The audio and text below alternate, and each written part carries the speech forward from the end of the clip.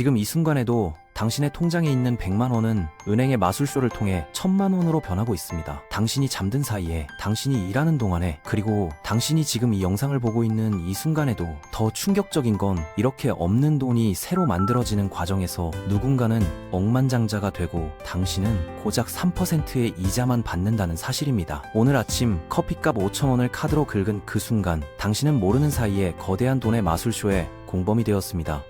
전 세계 부자들이 절대 말하지 않는 이 시스템, 지금부터 그 천년의 비밀을 파헤쳐 보겠습니다. 이야기는 지금으로부터 거의 1000년 전인 11세기 이탈리아로 거슬러 올라갑니다. 당시 피사 지역에서는 무려 7가지나 되는 서로 다른 주화들이 뒤섞여 사용되고 있었어요. 베네치아의 두카트로 빵을 사고 플로렌스의 플로린으로 천을 사야 했죠. 마치 오늘날 편의점에서 원화, 달러, 엔화를 동시에 받는 것과 같았습니다. 상인들은 끊임없이 돈을 바꿔가며 거래해야 했고, 이런 환전 업무는 주로 거리의 긴 나무 벤치에서 이루어졌습니다.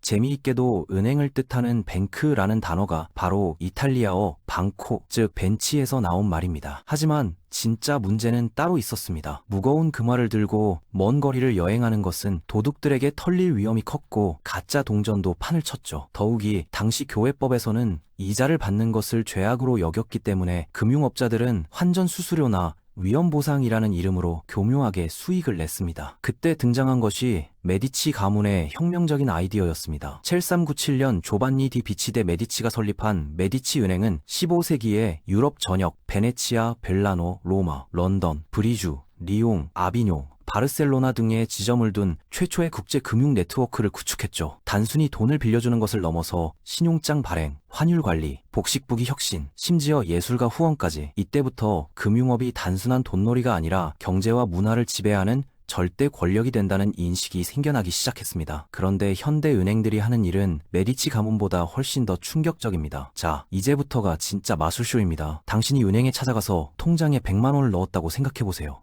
은행 직원은 친절하게 웃으면서 예금 증서를 건네줍니다. 안전하게 보관하겠습니다 라고 말하면서요. 하지만 그 순간부터 마술이 시작됩니다. 은행은 그 100만 원을 금고에 넣어두지 않거든요. 한국의 경우 예금 종류에 따라 0에서 7%만 준비금으로 남겨놓고 나머지는 다른 사람에게 빌려줄 수 있습니다. 설명의 편의를 위해 10%를 예로 들어보겠습니다. 이게 바로 부분지급 준비제도라는 시스템이죠. 중앙은행이 정한 이 규정에 따라 모든 시중은행들은 예금의 일정 비율만 보유하고 나머지는 자유롭게 대출할 수 있는 마법 같은 권한을 갖게 됩니다. 김 씨가 사업 자금이 필요해서 은행을 찾았습니다. 은행은 앞서 받은 예금 중 90만 원을 김 씨에게 대출해 줍니다. 김 씨는 자신의 통장에 90만 원이 입금된 것을 확인하고 기뻐하겠죠. 그런데 여기서 충격적인 일이 일어납니다. 생각해보세요. 원래 예금자의 통장에도 100만 원이 있고 대출받은 김 씨 통장에도 90만 원이 있습니다. 세상에 있던 돈이 100만 원에서 갑자기 190만 원이 되었거든요. 공기 중에서? 땅에서? 아니요. 그냥 생겨났습니다. 이것이 바로 은행의 신용창조 과정입니다. 실물 화폐 없이도 돈이 증식되는 놀라운 현상이죠. 마치 돈을 프린트하는 것처럼 보이지만 합법입니다. 이야기는 여기서 끝나지 않습니다. 김 씨가 사업을 위해 그 90만 원으로 장비를 샀는데 장비를 판 박 씨가 그 돈을 다시 은행에 예금했다면 어떻게 될까요? 은행은 또다시 10%인 9만 원만 남기고 나머지 81만 원을 이 씨에게 대출해 줄 수 있습니다. 이 씨가 그 돈으로 재료를 사고 재료를 판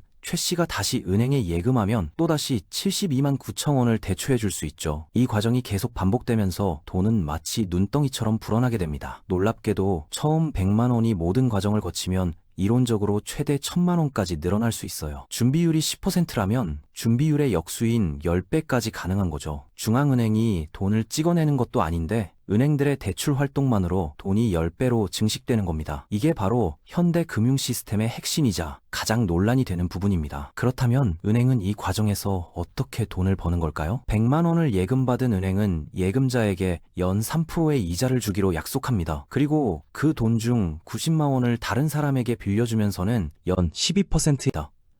는 금리 차이죠. 이 바로 은행의 주요 수익원입니다. 예와 대출금리 사이의 격차를 예대마진이라고 부르는데 이것이 은행의 핵심 비즈니스 모델이에요. 계산해 보겠습니다. 은행으로 들어오는 돈, 예금 100만 원 플러스 대출금 90만 원 플러스 대출 이자 12% 10만 8천 원, 총 200만 8천 원. 은행에서 나가는 돈, 예금자에게 돌려줄 원금 100만 원 플러스 예금 이자 3%, 3만원 플러스 대출해준 90만원, 총 193만원. 결과 은행은 이 한 번의 거래에서 78,000원의 순이익을 얻게 됩니다. 그런데 여기서 정말 중요한 점, 은행이 실제로 가지고 있던 돈은 단 10만원 뿐이었다는 사실입니다. 10만원으로 78,000원을 벌었으니 수익률이 78%입니다. 이런 엄청난 수익률을 보장받으면서도 위험은 거의 지지 않는 사업이 바로 은행업입니다. 이해가 되시나요? 왜 은행 건물이 그렇게 크고 화려한지. 그런데 대출받은 사람이 돈을 못 갚으면 어떻게 되나요? 좋은 질문입니다. 은행이 손해를 보고 망할까요? 전혀 그렇지 않습니다. 은행들은 이런 상황에 대비해서 이미 충분한 안전장치를 마련해 두거든요. 모든 대출 상품의 이자에는 연체나 부실에 대비한 위험 프리미엄이 포함되어 있습니다. 쉽게 말해서 100명 중 5명이 돈을 못 갚더라도 나머지 95명이 낸 이자로 그 손실을 모두 메울 수 있도록 이자율을 책정하는 거죠. 더 놀라운 사실은 대출받은 돈을 못 갚는 사람들의 손실까지도 결국 우리 모두가 함께 부담한다는 겁니다. 은행들이 부실 대출로 인한 손실을 이자에 반영하기 때문이에요. 성실하게 돈을 갚는 사람들이 더 높은 이자를 내면서 그 비용을 대신 지불하고 있는 거거든요. 대출 계약의 특별한 성격도 주목할 필요가 있습니다. 일반적인 상거래와는 완전히 다르거든요. 대출 계약에서는 모든 위험과 책임을 오직 돈을 빌린 사람만 져야 합니다. 경기가 나빠져서 사업이 망해도, 갑자기 병이 생겨서 일을 못해도, 심지어 천재지변이 일어나도 대출금은 반드시 갚아야 하는 거죠. 2020년 코로나19 때를 기억하시나요? 많은 자영업자들이 정부 명령으로 강제 휴업을 당했지만 대출 이자는 계속 나가야 했습니다. 그리고 은행들이 정말 큰 위기에 처하면 정부가 세금으로 구제해주기도 합니다. 2008년 금융위기 때가 대표적이었죠. 미국에서는 수백조 원의 세금이 은행들을 살리는 데 투입되었습니다. 2008년의 교훈을 잊었을까요? 아니면 배우지 못했을까요? 2023년 3월 10일 미국 16위 규모의 실리콘밸리 은행 SVB이 단 이틀 만에 파산했습니다. 이는 2008년 금융위기 이후 최대 규모이자 미국 역사상 두 번째로 큰 은행 파산이었죠. SVB의 파산 원인은 간단했습니다. 저금리 시기에 장기 국채를 너무 많이 사들인 것이 발목을 잡았어요. 금리가 오르자 채권 가치가 떨어졌고 예금 인출에 대응하기 위해 210억 달러, 약 27조 7,800억 원 어치를 매각하면서 18억 달러, 약 2조 3,800억 원의 손실이 발생했습니다. 하지만 진짜 문제는 따로 있었습니다. 과거에는 실제로 은행 창구에 가서 줄을 서야 예금을 인출할 수 있었지만 이제는 SNS를 통해 소문이 퍼지면 스마트폰으로 버튼 몇 번만 누르면 실시간 디지털 뱅크런이 가능해진 것이죠. 하루 만에 420억 달러가 인출되었고 공포가 전염되는 속도가 과거와는 비교할 수 없을 정도로 빨라진 겁니다. 이틀이면 한 은행이 무너지는 시대가 된 거예요. 이런 시스템을 바라보면서 많은 사람들이 의문을 제기합니다. 은행이 실제로는 없던 돈을 만들어내면서 이자를 받는 게 정당한 일일까요? 노벨 경제학상 수상자인 모리스 알렌은 이렇게 비판했습니다. 현재의 신용창조 시스템은 위조지폐를 만드는 것과 본질적으로 다르지 않다. 100만 원을 예금받아서 이론적으로 1000만 원어치의 대출을 해주고 이자를 받는다면 이것이 과연 공정한 거래라고 할 수 있을까요? 한편으로는 이런 시스템이 경제성장에 도움이 된다는 주장도 있습니다. 은행이 돈을 창조해서 기업과 개인에게 빌려주면 그 돈으로 투자와 소비가 늘어나면서 경제가 활성화된다는 논리죠. 실제로 현대 자본주의 경제에서 은행의 신용창조 기능은 매우 중요한 역할을 하고 있습니다. 만약 은행들이 예금받은 돈만큼만 대출해줄 수 있다면 시중에 돌아다니는 돈의 양이 크게 줄어들어서 경제활동이 위축될 수 있거든요. 하지만 반대편의 목소리도 만만치 않습니다. 은행들이 과도하게 돈을 창조하면서 부동산 버블이나 주식 버블을 만들어낸다는 비판이죠. 결국 그 피해는 일반 국민들이 떠안게 된다는 겁니다. 2000년대 초반 한국의 부동산 가격 급등, 2010에서 2018년 가상화폐 버블 등이 모두 이런 과잉 유동성과 관련이 있다고 분석되고 있어요. 그렇다면 대안은 없을까요? 최근 들어 기존 은행들과는 완전히 다른 철학을 가진 새로운 형태의 금융 서비스들이 주목받고 있습니다. 신용협동조합은 흥미로운 사례입니다. 19세기에 고리대금업자들을 대체하기 위해 처음 만들어진 이 조직은 일반 은행과 비슷한 서비스를 제공하지만 이익 추구보다는 조합원들의 공동이익을 중시합니다. 특히 2008년 금융위기 당시 신용협동조합들이 손해를 보긴 했지만 일반 은행들에 비해 훨씬 잘 버텨낸 이유가 바로 이러한 보수적인 위험관리 때문이었어요. 크라우드 펀딩도 은행을 거치지 않고 자금을 조달할 수 있는 혁신적인 방법입니다. 킥스타터나 인디고고 같은 플랫폼을 통해 수많은 스타트업들이 꿈을 실현하고 있죠. 특히 코로나19 이후 비대면 문화가 확산되면서 이 시장은 더욱 빠르게 성장하고 있습니다. 암호화폐와 블록체인 기술을 기반으로 한 분산금융 디파이도 기존 은행 시스템의 대안으로 주목받고 있습니다. 중앙화된 은행 없이도 대출, 예금, 투자 등의 금융 서비스를 제공할 수 있다는 것이 핵심 아이디어예요. 일부 국가에서는 더 근본적인 대안을 실험하고 있습니다. 이슬람 금융에서는 이자를 받는 것 자체를 금지하고 대신 투자 수익 공유나 실물 거래에 기반한 금융 상품들을 개발해서 운영하고 있죠. ESG, 인바이레먼트, 소셜 거버넌스 투자가 금융업계의 새로운 표준으로 자리 잡고 있습니다.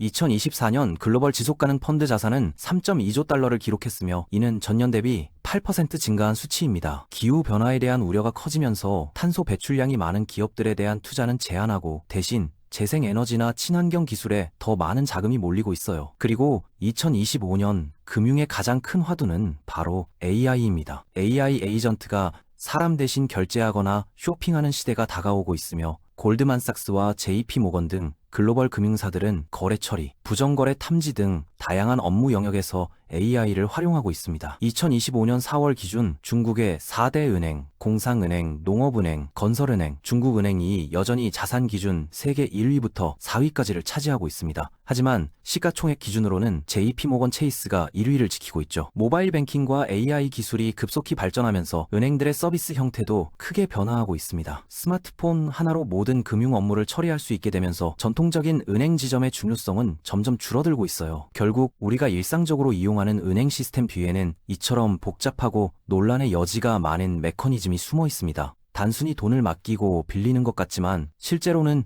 거대한 돈의 창조와 소멸이 반복되고 있죠. 이런 과정이 경제 전체에 막대한 영향을 미치고 있는 거거든요. 인플레이션이 생기는 이유도, 부동산 가격이 오르는 이유도, 빈부격차가 벌어지는 이유도 모두 이런 시스템과 밀접한 관련이 있습니다. 우선 은행 시스템의 작동 원리를 정확히 이해하는 것이 중요합니다. 돈을 맡기거나 빌릴 때 실제로 어떤 일이 벌어지는지, 그곳에서 누가 이익 얻고 누가 손 보는지를 명확히 파악해야 합니다. 때는 단순히 금리만 비교할 것이 아니라 그 돈이 어떻게 만들어졌는지, 내가 이자가 어디로 가는지도 생각해 볼 필요가 있어요.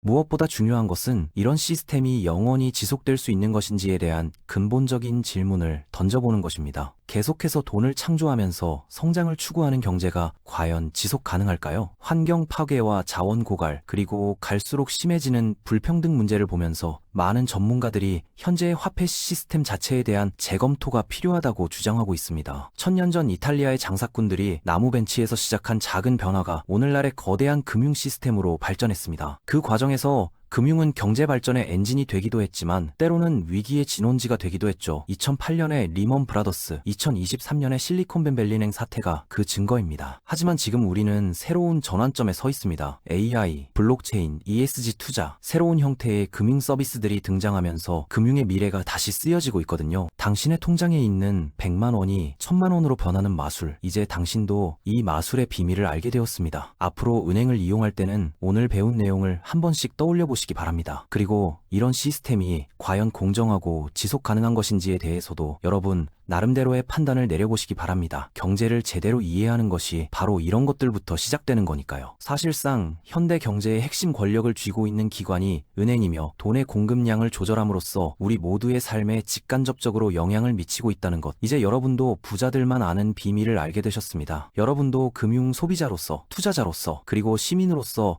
더 나은 금융 시스템을 만드는데 함께 참여해 주시길 바랍니다.